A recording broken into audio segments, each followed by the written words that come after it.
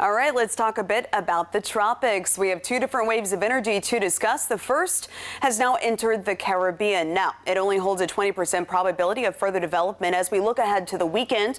Once it crosses through the Caribbean, across the Yucatan into the southwestern Gulf of Mexico, it does hold that 10% chance of further formation in the next 2 days and then 20% chance in the next 7. Now, regardless of potential development, it will not be a factor for the state of Florida. A new wave of energy, which the National Hurricane Center pinpointed at their 8 o'clock update.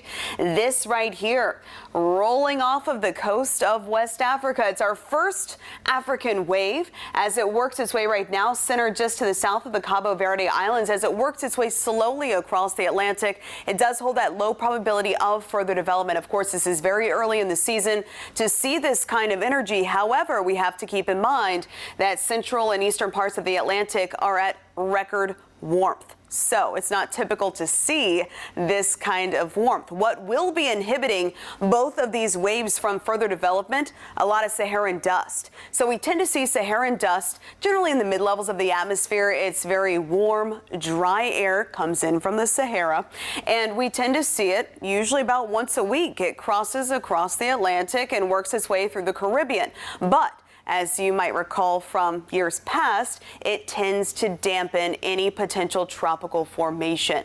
That's why those formation potentials are at just 20%, certainly something that we will be taking into consideration.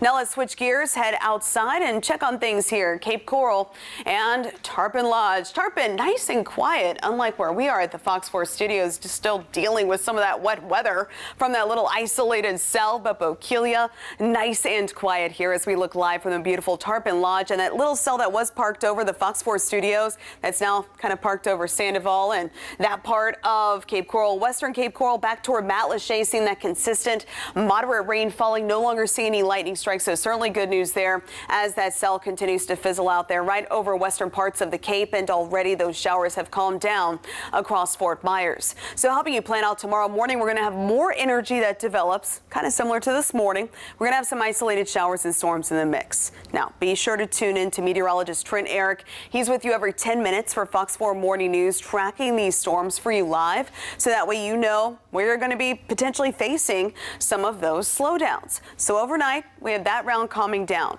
But for the morning commute, we're going to have those spotty hit and miss showers, potential for some of those storms. And then once those westerly winds kick up, all of that energy will then be shifting farther inland. So as we head toward the afternoon hours, 3, 5 o'clock, look at this, mainly to the east of I-75, which means if you have beach plans, the afternoon is going to be a much better time frame for you. But farther inland, eastern Charlotte, eastern Lee, extending toward Immokalee, as well as LaBelle, Clewiston, Moorhaven, etc. Anywhere farther inland, that's where we're going to have those showers and storms for tomorrow because of those westerly winds. Now, high temperatures are expected around 90 degrees. You factor in that humidity, it's going to be another hot, humid day. Around 100 is what it's going to be feeling like.